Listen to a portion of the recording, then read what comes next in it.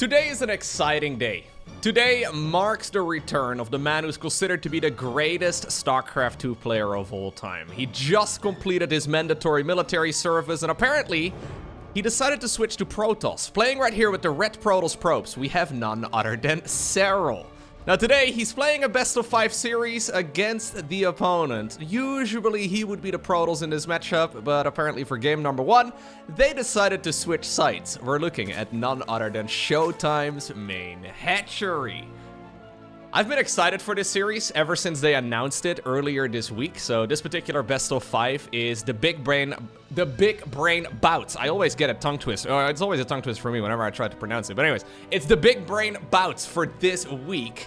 And Rotti was nice enough to send me the replays really just a couple of hours after the series was played. So shout out to Basilisk, but also to Rotterdam for providing these games for me to go ahead and cast. Now, as you may be aware, South Korea, it has a mandatory military service. That usually historically marked, the end of a pro gamer's career. It's a little sad, but the pro gamers would go off to the military, they would come back, and they would, well, no longer be particularly great at the game. Sometimes it would take them a long time, but usually they would never quite get back to their level prior to going to the military. Now, it turns out Finland also has a mandatory military service. Sarl has been dominating the game since 2018, but he also had to go off earlier this year. Now, in Korea, it's about a year and a half, depending on the branch of the military. In Finland, depending on the branch, it's about a half year. Plus, Serral got to be part of the branch of the military that still allowed him to participate in some events, and apparently still at least a reasonable amount of practice. So for the absolute biggest offline tournaments, Serral still got to show us some games. But as of about, I think, 2 to 3 weeks ago, Serral is done. He took a little bit of time to chill, and apparently he came back to us a Protoss player. I don't know how I feel about that. Anyways, apparently it's only game number 1 in this particular best of 5 where they are switching races, but I don't actually think I've ever seen ShoWTimE play Zerg, and I don't think I've ever seen Serral play Protoss. So I guess we'll find out together exactly how good they are with the opponent's race. Now, one common question is who is the best random player in the world, right?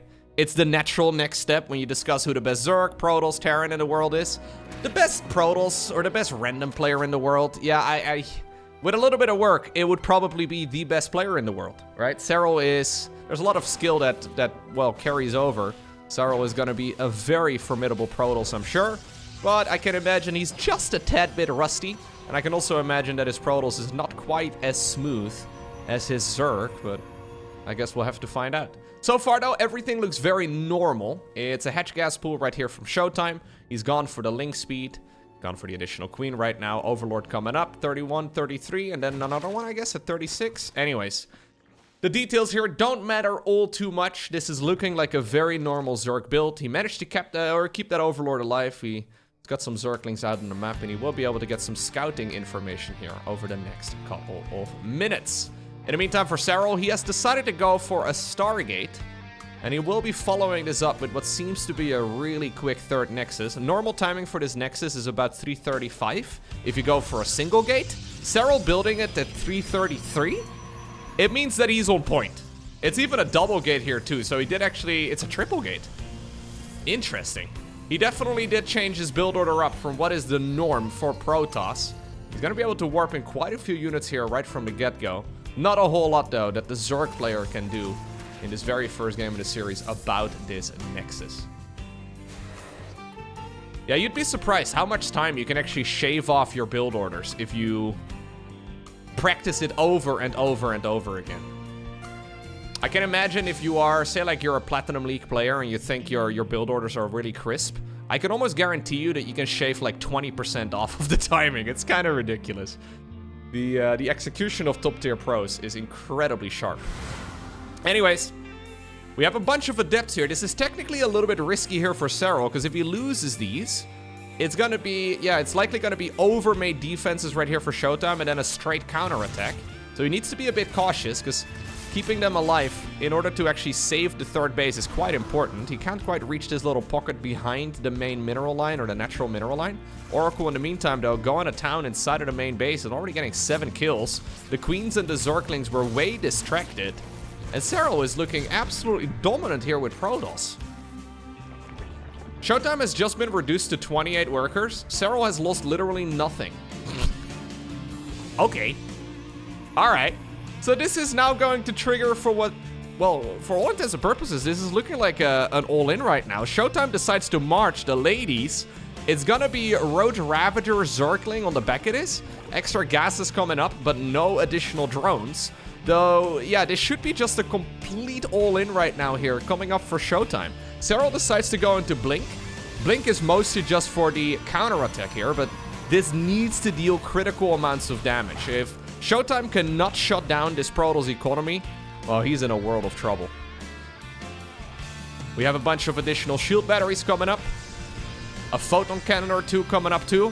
1 sentry. Obviously, Protoss doesn't have nearly as many attacking units though, so 36 army supply versus 54. There are no upgrades yet on those Oracle. First bit of damage done right here by ShoWTimE. And you know what? His army may actually be big enough to overwhelm that of the Protoss player. Keep in mind though that the Queens can no longer transfuse off creep as of a couple of patches ago. So those Queens, high energy, without an Overlord up in the air, dropping a little bit of creep down, and you can't do that until you get up to lair tech. He's not going to be able to use all of that energy from the Queens, and at this point, honestly, the shield battery count is already looking ridiculous.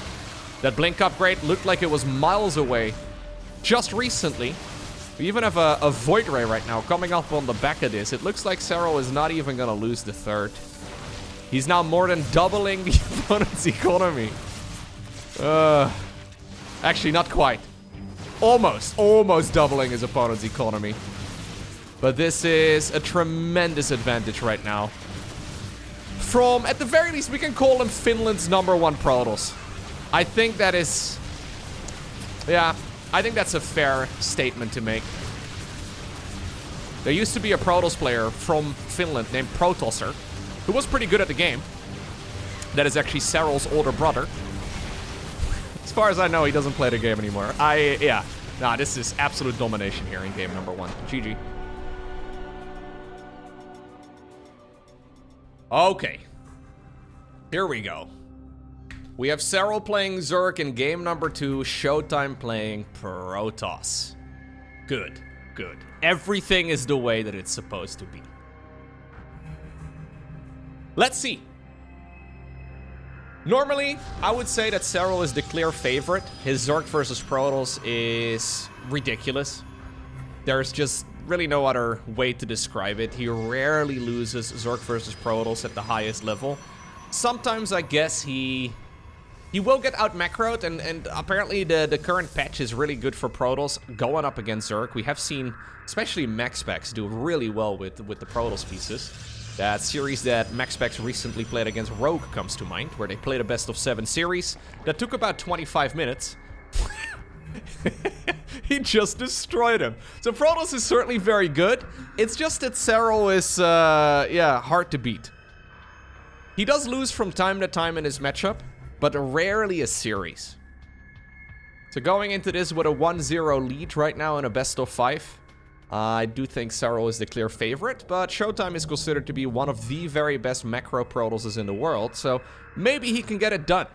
That's simultaneously also the issue though. So most of the time when we see ShoWTimE doing really well, it's because he out-macros the opponents, right? He's really good at playing the long game and, well, just producing more stuff than the opponent. Serral is equally good in that department. I would say Serral is the scariest macro player we've ever had. He's extremely good at every aspect of the game. There's not really any particular weakness. But yeah, ShoWTimE's strength also happens to be one of Serral's strengths. So I would favor ShoWTimE against a lot of the, you know, mid-game focused Zerg players, a lot of the very aggressive Zergs. I think ShoWTimE is really good against them, the ones that rely a lot on all-ins and Nidus Worms and all the rest of it. But against somebody like Serral, I mean, Serral will be more than happy to play the long game with you. At least historically. We don't really know exactly where the man from Finland is currently at, but it seems like a lot of pro gamers are actually taking it a little bit easier right now. We don't have any big offline tournament lined up at the moment. I mean, there's Home Story Cup, I guess, at the end of November, but that's a relatively small tournament as far as prize pools go. I'm sure a lot of the pros will show up and they will put in a little bit of work for that, but there's no, like, you know, $500,000 prize pool event lined up at this point in time. We're still waiting for any of those announcements from either ESL or maybe Blizzard or maybe Microsoft or maybe the EWC, whatever. We're kind of waiting for some of those. So a lot of pro gamers are currently taking a little bit of time to relax and to decide what they want to be doing in the future. But I'm sure ShoWTimE has been putting in the work, right? Like, you really do have to play at least a little bit to maintain your skill level. When pro gamers say they don't play, it rarely means that they're not playing at all. For a lot of people, it means that they're playing less. You gotta maintain your skill level. And honestly, when you're... at some point, it's kind of like riding a bicycle, right? Like, when you haven't played for several months, it does take a little bit of time to grind off the rust. But if you play like 2 games a week or so, you could probably maintain a lot of your skill level. It's quite difficult to forget how to play the game. Especially, obviously, the guys will still be watching tournaments too. They will be downloading replays and analyzing them. So even if you don't necessarily practice every day, just by watching the game and thinking about the game, you still go pretty far. Anyways, what I'm saying is, even though Serral may not have been playing a ton as of late, he'll be able to put in the work again moving forward. I can imagine maybe ShoWTimE has also been taking it a little bit easier, but I'm not sure. I'm just guessing. Anyways, for now, this is exactly what we expected here, right? So, super macro-focused. ShoWTimE not even sending the first Oracle around the map immediately. He's decided to go for, well, a little bit of a save right now on the Oracles. So, we're gonna go straight into the double Oracle harassment, because apparently he believes he can't really get anything done with a single Oracle against Serral. This is one of the things about this matchup that separates the best from the guys that are really good. So, you kind of need to deal damage with your Oracles. And in a normal game, even at the pro level, it's very common for Oracles to get 6, 7, 8, maybe 10 kills on the opponent's workers without any of the Oracles dying. Kind of like what we saw in the previous game. That is not an uncommon situation at the pro level. The top Zergs are very crisp with their queen positioning, their drone pulling, the timings on the spore crawlers and everything. I can already imagine here that Serral's like, oh god, I lost 2 workers. How embarrassing. Right? But that is completely acceptable. I would say that if you kill 2 workers as Protoss, you're actually slightly behind. With this particular opener, I mean, this is only 2 Oracles, so it's not super committed to Oracles. Well, especially if you lose 3 probes right there in the transfer. That completely justifies losing a couple of drones right there for the Zerg. The follow-up right now from ShoWTimE, by the way, is one that is very aggressive. Okay, he does get an additional 4 workers here, not bad. He's decided to go into the charge together with the +1. Templar Archives on the back of this too. It indicates that he wants to go for an Archon Zealot all-in.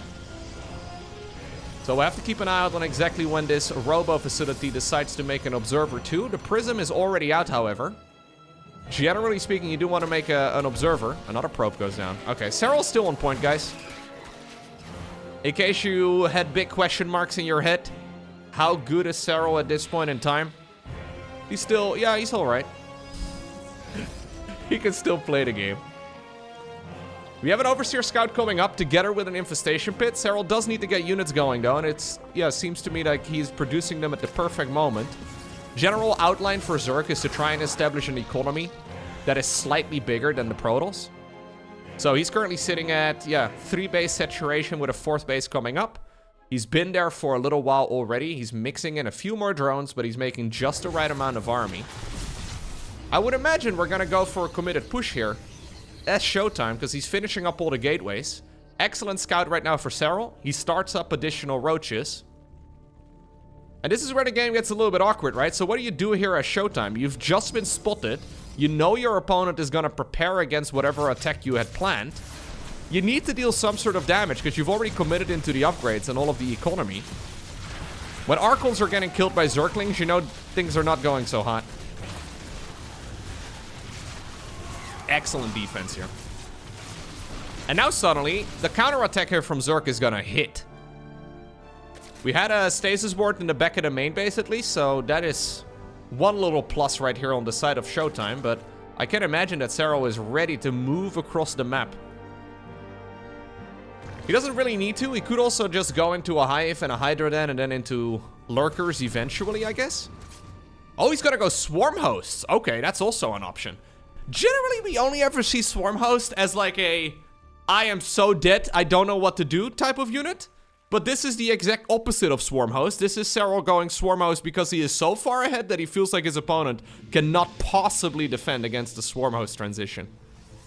Serral stops making workers at 69. I think that's pretty nice. And while ShoWTimE is following around the roaches and he's got an eye on the creep spread, he does not yet know about the swarm host. He's got to be wondering though at this point why there is no attack here from the Zerg. He's probably thinking this is Hydra then, maybe a Spire, maybe Brute Lords, maybe Lurkers. There's a lot of variety here. Hard to scout. Now he's checking here with the Oracle to see if a Hive is coming up, and he knows that's not the case. Now he sees it with the Observer. Is there something he can do about this? Well, one option is to go for a counterattack, and that is honestly not a bad choice. So when the Locusts launch their ability, right, when the Swarm Hosts launch all of their Locusts, they are on cooldown for quite a while. Good force field. Ravages in the front is suboptimal here. In the meantime, ShoWTimE is building up a 4th Nexus, which I really like. 7 drones end up going down. Couple of the Zealots going to town. Okay. This fight is actually very winnable for Protoss as well. As soon as the Locusts are gone, only a handful of them remain. Now there's going to be an opportunity for him to collapse on this. Problem is, obviously, he doesn't really know exactly how much Zerg there's going to be. So he decides to back off.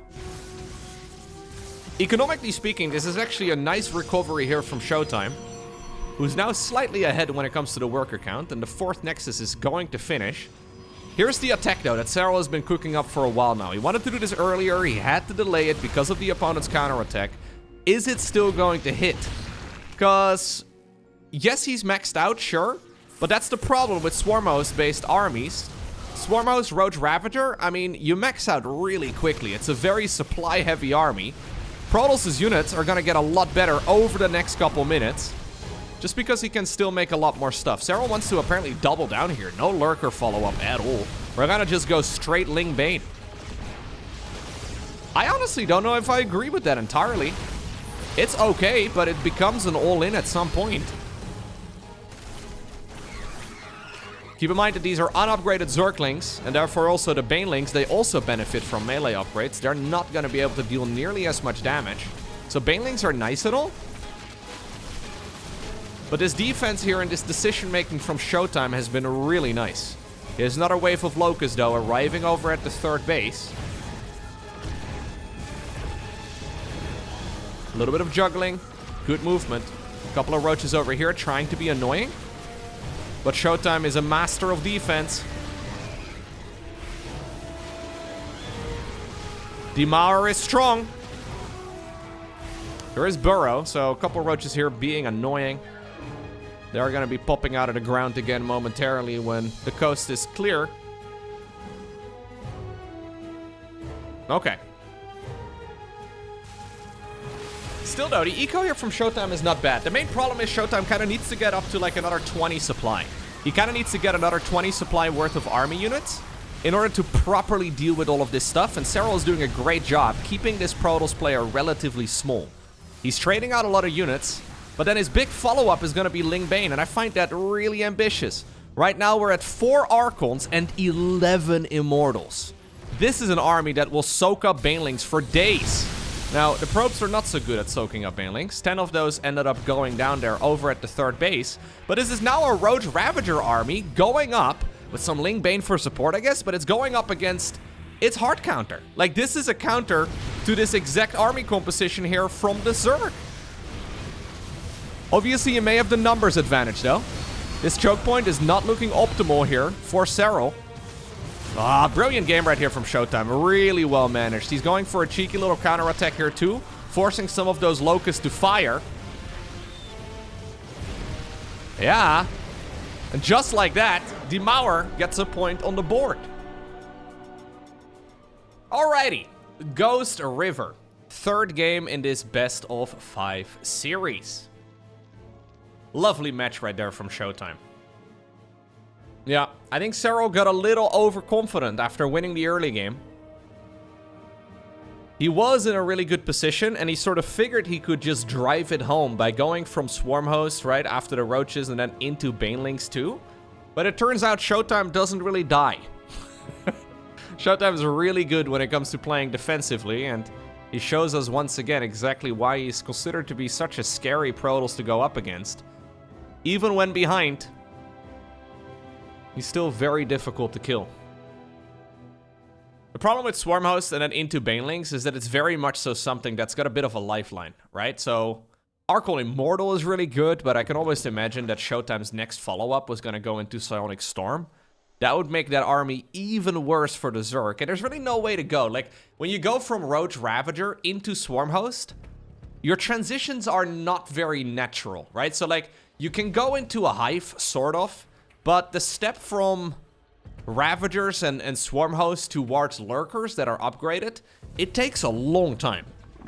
And when you go from Swarm Hosts then into Banelings, you're essentially saying, I am skipping Hive Tech altogether. Because it's too expensive to do everything. Like, theoretically, it would be nice if you never ran out of minerals and gas.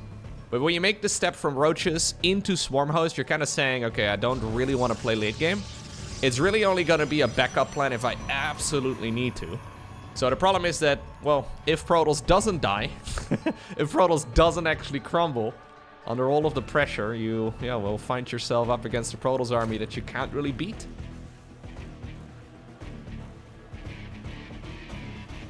Expertly played right there by ShoWTimE. So, let's see what we can do here. He's blocked the opponent's third base.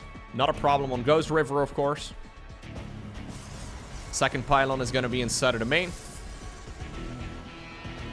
We're going to go Stargate again, it looks like. Yep. Stargate is the safest all-round opener right here for Protoss.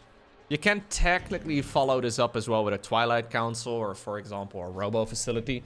Not a terrible choice. But the problem is that Stargate is just simply better. Oracles in particular are just simply superior. They're good for scouting, they're great for obviously just keeping the opponent honest and doing some base harassment too. And not only are they nice in the early game, they're also really good as the game goes on. Whereas the problem is, right, if you go Twilight Council immediately and say you want to go into Charge or Glaive the Depths or Blink or Dark Templar, or if you go into a Robo Facility or you go Immortals or maybe you go into Archon drops, right? Like any of those follow-ups that aren't a Stargate, you're very committed to dealing damage. You sort of have to get some sort of damage done. And in theory, if the opponent plays really well, you should never be able to get damage done. So Stargate is the natural best choice. We do occasionally, see the top level Protosses go straight Twilight Council, straight Robo. But it's just a little bit more dangerous. The main advantage, honestly, of going for those builds is that these days it's so uncommon to go Twilight Council or Robo Facility first that there may be a chance that your opponent hasn't played against it in quite a while. And if they haven't played against it in quite a while, maybe their reaction is not going to be quite as perfect as it could have been, but... Anyways, Zerglings are already waiting over at the third base. There should be a probe heading on down. There it comes. And it is not being escorted. Okay, no, I was going to say, it isn't getting a whole lot of help. Oracle was being used there to try and hunt down that Overlord with high ground vision. Now it's gone to the other side of the map. Looks like the probe will not get sniped. But the third has still been delayed by about 10 seconds or so. Follow-up here from ShoWTimE is indeed into a Twilight Council into Glaives. So this is still very committed from the Protoss. He's done no economical damage so far in this game.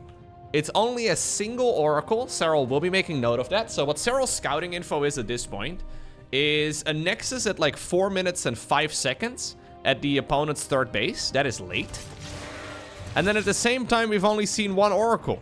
So where is Protoss spending their money? He's gonna try and get confirmation with the Overlord. I don't think he's gonna get there. He's hoping to maybe carve a path straight through the main base here, but that's not going to happen. Honestly, all of the follow-ups right now, that could be the case. I mean, it could technically be like a double Stargate shenanigans into like maybe a Tempest build, so that's a little risky. Serral decides to go into a Hive, but I think as long as he starts making units here within the next... Well, right now, he should be okay. 54 workers is probably a few more than you really want, but it's okay. Triple Evo here to complete the wall off at the front. Zerglings slowing this down. Queen's going around the site. Okay. They do decide to go into this little choke point. I don't think the drones really want to run away too far away. Yeah. There's no Spore Crawler at the third. Queens are obviously occupied right now. Expertly handled so far, though. Only 3 drones going down. Now, this is not the end of this aggression yet. 4th hatchery was built during all of this as well, by the way. Maybe these adepts can get something done? Nah. They've decided that apparently killing the 4th base is the best case scenario. In the meantime, the Oracle did kill a bunch of drones. But nothing amazing. And Serral is saying, yo, this is done. I'll start making drones here of my own. Okay. Not 100% tight, though, right? Like, not 100% clean. You can see that there's maybe just a smidgen of rust on Serral's defense here. This is all very acceptable, but this is layered aggression here. So the follow-up right now from the Protoss is going to be into the Blink research. The nice thing is on Ghost River, you can actually warp in units over here and then send them straight to your army, or you can make a proxy pylon too, but you don't really need a robo facility in this particular game. Overseer Scout is going to try and confirm what's up. I think this will give him all the info he truly needs. Blink is finishing before Roach Speed, though, so that is an opportunity here for ShoWTimE. But, yeah, I don't know if he can really achieve too much. He needs to be very careful. He's not going into another Nexus. Instead, he's adding on additional gates. So we're going up to 7 gates. It's not an even number. As we've discussed many times, only prime numbers and even numbers are allowed when it comes to gateway counts. So I guess we'll let it slide. Hydra then coming up too for Serral. I actually don't mind that. I think Hydra into, like, Ling Bane, probably not terrible. Or just Roach Hydra. I guess that would work. Ooh, nice transfusion right there. This is super committed, though, here from ShoWTimE. He's even building a backup pylon here. So he is planning on just trying to cover the Zerg with Stalkers. Serral is going double Evo chamber upgrades, which is very ambitious. He's even going into Hydra upgrades right now, too. I'm wondering if that may be a little bit much. Because those upgrades, those structures, the Hydra den, the resources that he's tying up into all of those things right now, it means that he's not making units. Or at least not with that money. Ultimately, the defense will be easier. Now, this is a lovely little sneaky in right here from ShoWTimE, getting 7 workers with those 3 adepts. The clock is ticking, though, because those Hydras are going to get upgrades, and the rest of this Zerg army is only going to get better over time.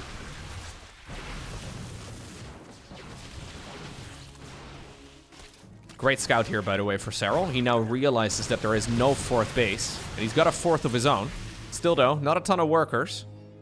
But this is one of those attacks here for Protoss. Even though it's looking mighty fine right now, it also sort of fizzles out, as the main base is going to start running low over the next couple of minutes.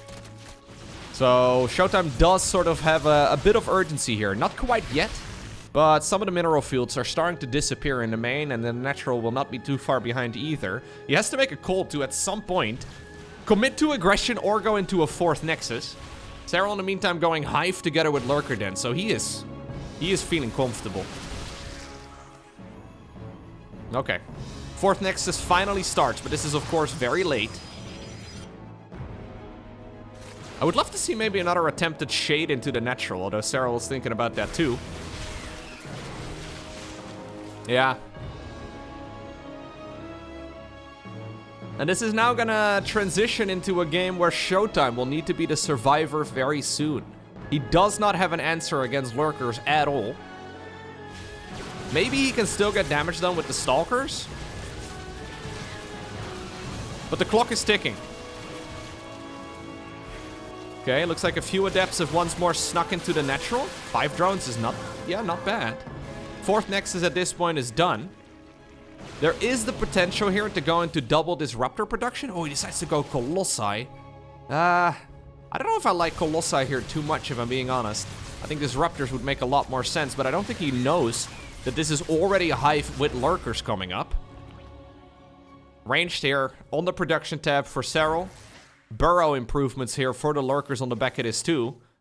The finisher is now going to start sending some Roachling across the map to try and, trade some of these units out. He doesn't really want to have these. He needs Hydras in order to turn them into lurkers. That did, by the way, force the recall on the majority of the Stalkers, so... Okay, we have an attempted proxy gate in the far bottom right corner that Serral accidentally finds because he wants to build a base here. Okay. It's time for ShoWTimE to do some of his excellent defense. I can imagine, by the way, we're going to see some Vipers here in a moment, too, for Serral, once he's happy with the lurker count. He's only got 2 at the moment, so that's not a whole lot. Viper makes a lot of sense here, because it's great against all the Robo Bay units, so be it a Disruptor, be it a Colossus, you can abduct all of those units really nicely. So, Hydra, Lurker, Viper, very good unit comp. It's just that Roaches and Zerglings here are soaking up a lot of supply. Oh, this is one hell of a play right here. Oh, that is hot. Patrolling 4 Hydras in a random location on the map, just because he was ready to intercept a Prism, that's a beautiful play. I know that looks like such a minor move, but the fact that he actually anticipated that play right there from ShoWTimE is, that's a tilter right there. Like, this entire game is I mean, it's been a nice back and forth. Those are the type of plays, though, that are killer for ShoWTimE.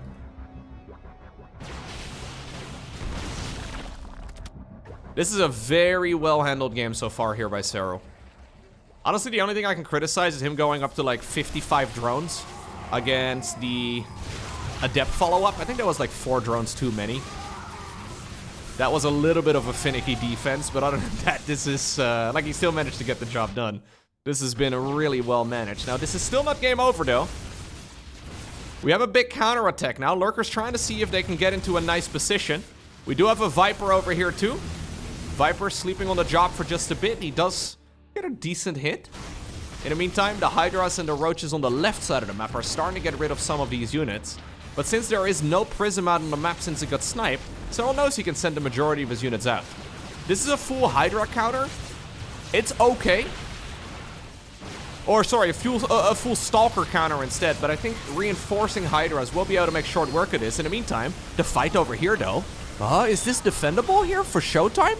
The Mauer is strong again. That was not quite perfect there for Serral, but he has still done a tremendous amount of damage on the other side of the map. Still though, the fact that ShoWTimE broke that position, cleaned up the bases, killed an expansion, and then did a bunch of damage on the other side of the map while all of that was going on is very impressive. Main problem here is that now, well, ShoWTimE is back to the drawing board, right? Like, he has to go back to his unit production, whereas Serral is very quick to reproduce here.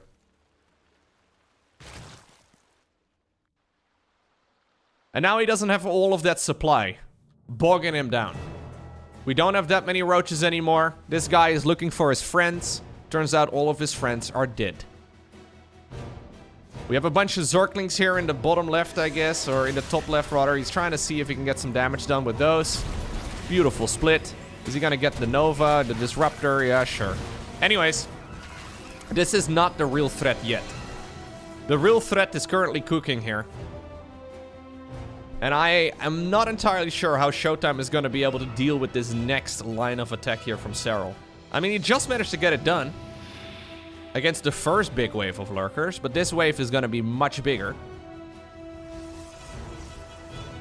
He does have a decent army, though.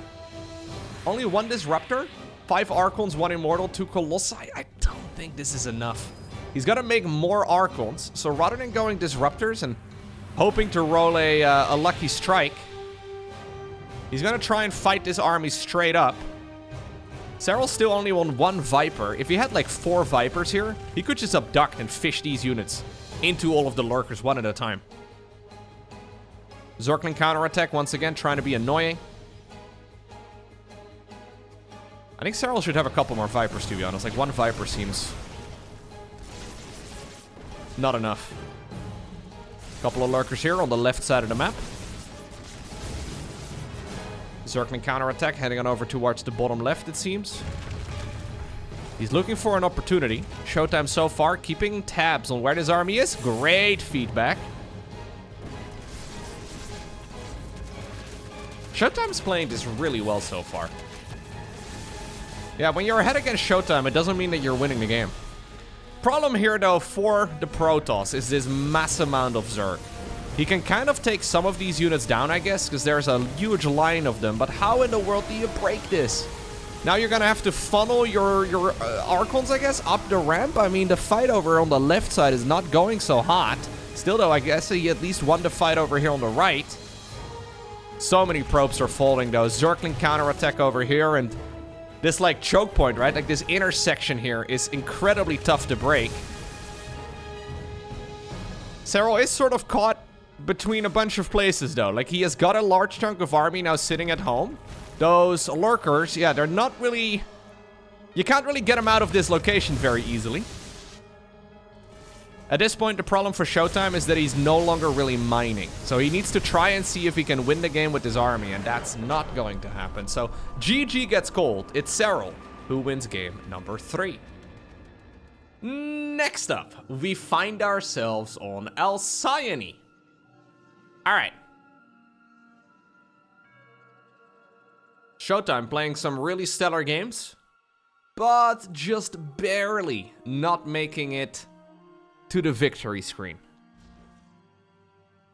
Honestly, though, game number 2, the one where Serral was very far ahead, but then decided to get a little bit over-eager with the Swarmos and the Banelings. I mean, that was one of those wins that ShoWTimE tends to clutch, right? Like, that is the type of win that ShoWTimE is really well known for. When the opponents get a little bit over-eager, and ShoWTimE can play defensively, that's exactly where he shines. Not as nice a hexagon this time around as in the previous game, but still pretty good. I mean, that's still good. Yeah, not bad. Sarl, though, more than happy to take the 3rd base as his very first expansion. We have the good old pylon and the wall off. Hero has popularized this again. I think it's pretty terrible, but at the same time, you can get away with the option to make a 3rd base before making a 2nd gate. You can get away with a really quick 3rd nexus. It's just a little bit risky. Back in the day, whenever you saw any Protoss player putting a pylon as part of the wall off, they would always get Baneling busted. These days, not really a strategy that is commonly played anymore, but if you do this sort of stuff against, like, say, for example, a Dark, maybe Shin, right? They will be more than happy to bring out the Baneling Nest. Then again, though, it rarely works. Although we have seen some Baneling busts again as of late. It is interesting how the earliest cheese, right? Babies first all-in, those still get brought back in StarCraft 2 from time to time. Just very specialized. Rather than the go-to build order in a game, it's something you just bring out whenever you see that the opportunity is there. And as a Zerg player, when I see the pylon as part of the wall-off, that's the first thing that goes through my mind. Anyways, it's gonna be a Stargate opening here for ShoWTimE, and I highly doubt that we're gonna be seeing Serral go for a Baneling Nest here anytime soon.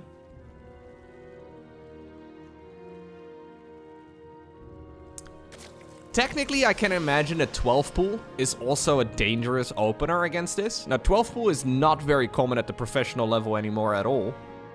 12 pool into 10 Zerglings, and then, you know, you make expansions eventually. It's one of the very best builds to play on the ladder. I think it's really good up until about Grandmaster League or so, because you can basically stop any early game aggression from Protoss. Any cannon rushes, proxy gates, all of that is countered by going for a 12 pool. And that, well, is the vast majority of the strategy you will see on the ladder. I wonder how good a 12 pool does against a setup like this.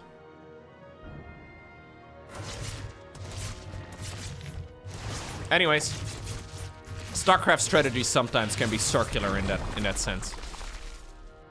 Where a build order is considered to be bad, and then the opponents start playing a little bit greedy because the build orders are no longer good. right? They're no longer played. The all-ins are no longer coming across the map, which once more makes the all-ins viable.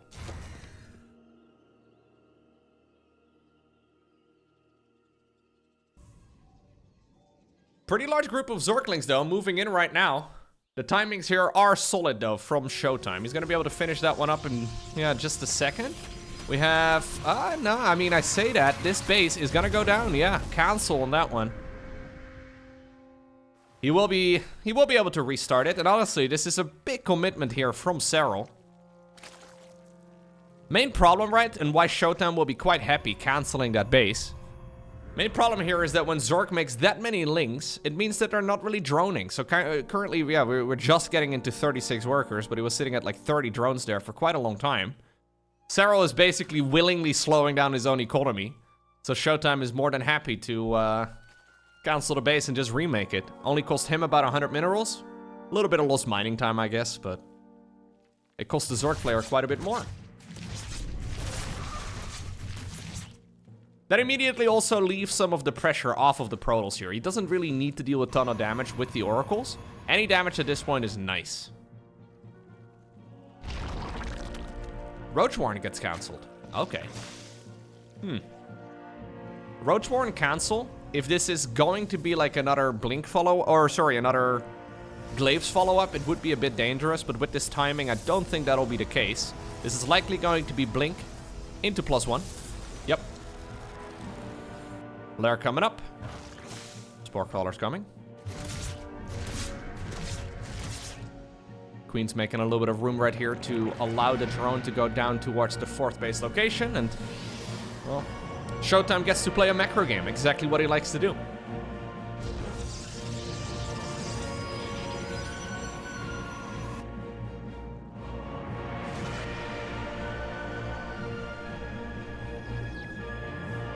I haven't seen a 12 pool at the highest level against Protoss in a long time, actually. I wonder how well it would do. Yeah, it's a bit of a coin toss. Main problem you run into, I guess, is that if Protoss does not open with a pylon in the wall off, you're in a world of trouble. And especially for players like ShoWTimE, he doesn't do it every time. Ooh, couple adepts. Ooh, okay. Bunch of adepts here just sitting out in the middle of the map. Usually you park them at the watchtower, but apparently they got a little overly adventurous. That is actually going to take the wind out of the sails right now, though, of ShoWTimE. It's fine. He doesn't really need those units, but it does take the momentum away from him just a bit. Blink coming up together with +1. Like I already said, but it's just about to finish. Speaking of finish, Serral going into an infestation pit. Okay, sorry.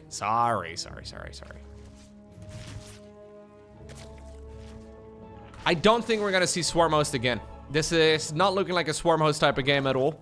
But I think that previous game has put Serral off of Swarm Host for a bit. This should be a Hive into a Lurker Den. It's really the only thing that makes sense. There's the Hive. There's the Lurker Den. Okay. Brute Lords here, technically an option, but Brute Lords are considered to be kind of a terrible unit right now. Lurkers are kind of like Brute Lords, but better in every way. So there's no good reason to play Brute Lords, and when Zerg starts off like this, you go for a Hydra-based unit comp, you go into single upgrades, no armor.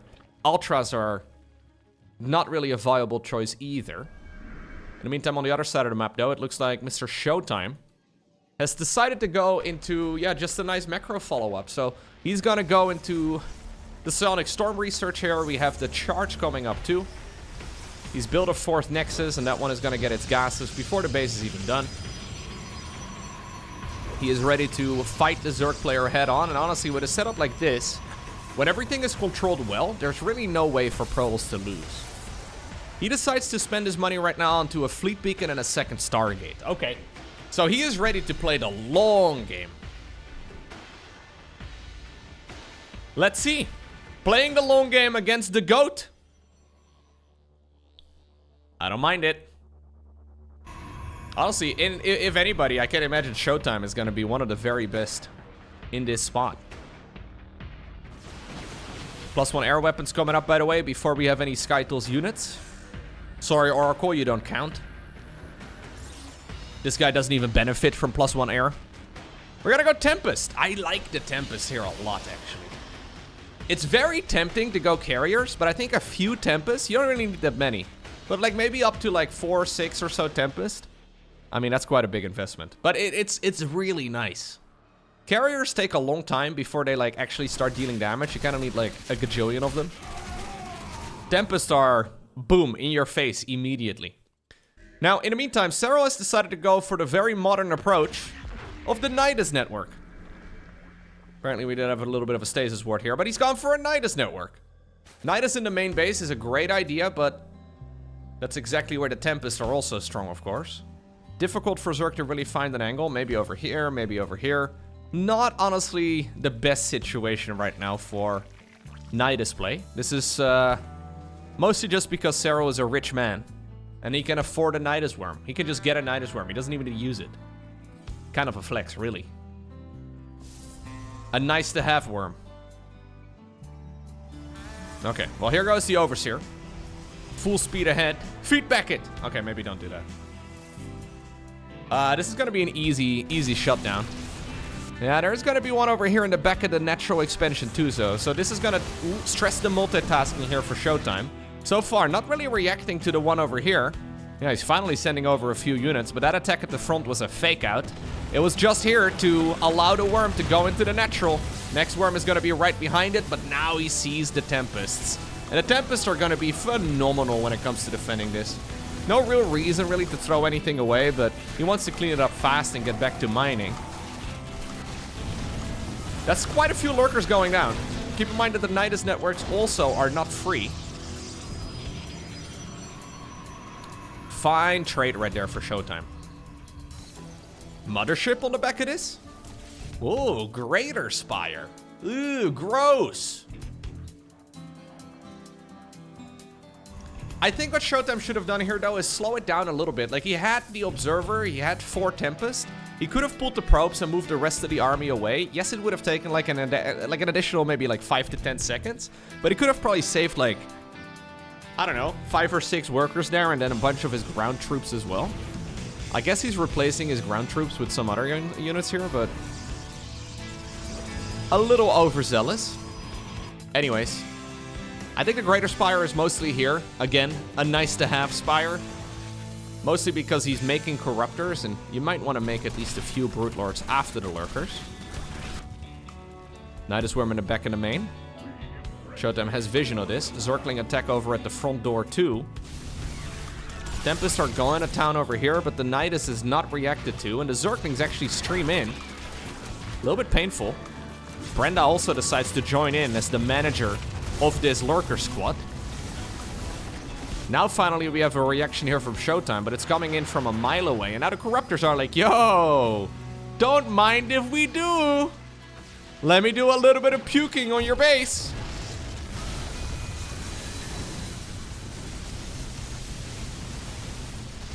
Yeah, this is Sarl being a bit of a bully here.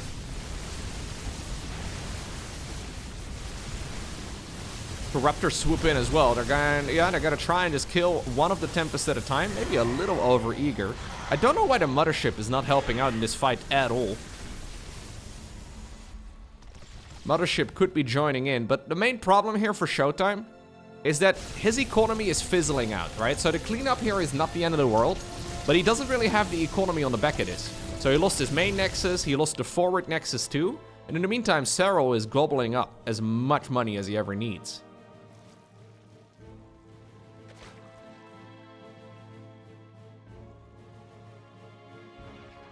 +3, it's gonna finish. +2, it's gonna finish. We're even going armor upgrades right now for Corruptors.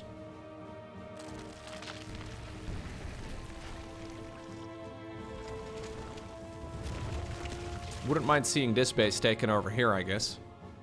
He's got some money to play with, but...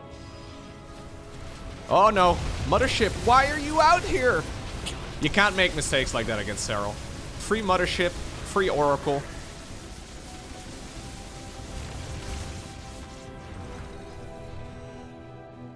Zerglings in the meantime trying to see if they can get a grab on that gold base.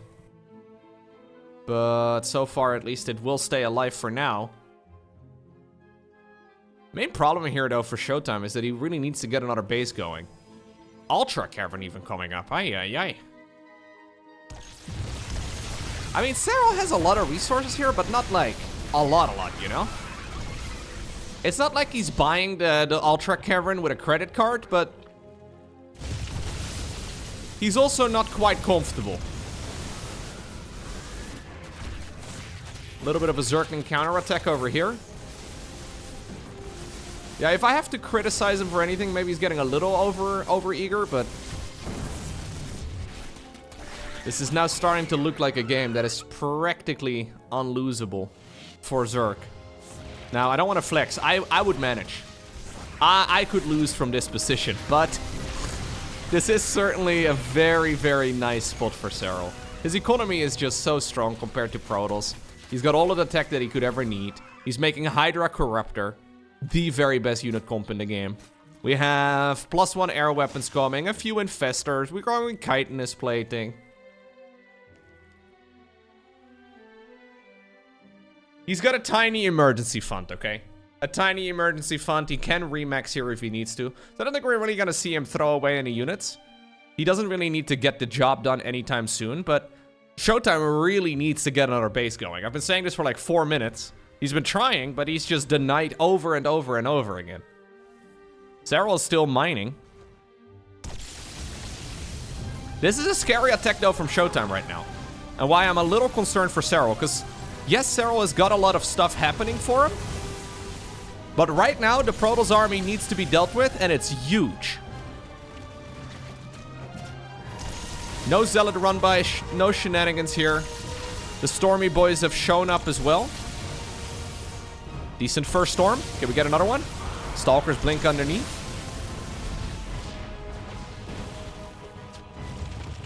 Those few spine crawlers actually saved the day there, man. I wonder what this would have looked like if it wasn't for the 4 spines. Serral taking an opposite base here. He's got another one over here too. No gold base attempt though. Finally, we have another attempt over here on the, well, I guess left side here. The 5th base location now.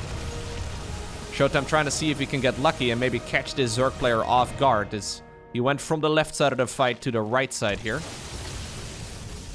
Okay. I think Serral survives this. He did kill a base over here, by the way. It wasn't a mining one. But ShoWTimE did kill that expansion.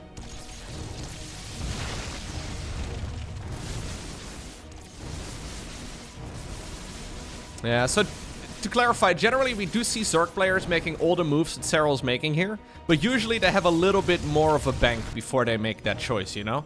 Like they have like an emergency fund built in so they can still make like 20 lurkers in case they make a mistake. Just like that. That is expensive. That was like, what, 10-something corruptors going down? We have a couple of... What? Sorry, what just happened here? Oh, okay. We had a couple of Tempest fighting Tempest. Yeah. All right. He may have lost the corruptors. I don't think he realized it until just now. Serral was playing with his little toy cars, you know? He had a couple of Tempests. He's like, oh, you're little... He probably gave them names. He had a couple of the opponent's units to play with instead. A little risky, but doable. ShoWTimE is so good though, man. I feel like ShoWTimE is one of the most underrated players in the world. Like when ShoWTimE is playing well, he's playing really good. And he rarely plays poorly.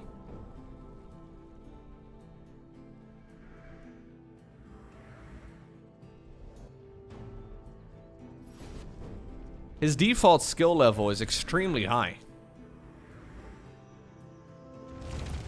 Like, in an alternate universe, the very best player from Europe over the last 10 years has been ShoWTimE, you know? Like, it's out there somewhere. He's always performing at, like, 98% of the abilities of, like, Serral and Clem and Raynor and stuff. Like, it's dangerously close. But just barely not there, usually.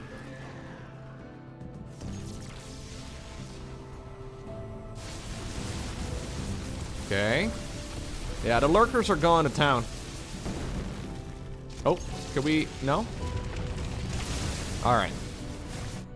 New corruptors flying around again. Oh, these guys are on a puking mission. Na na na na na na na na na na na na na na. There we go.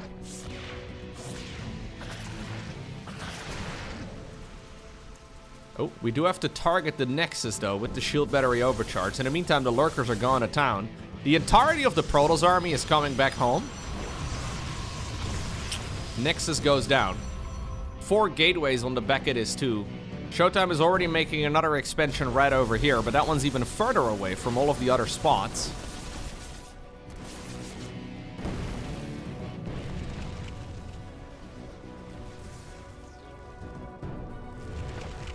Sarl's looking extremely good, guys. Maybe this shouldn't be a surprise. But he's playing some god tier StarCraft.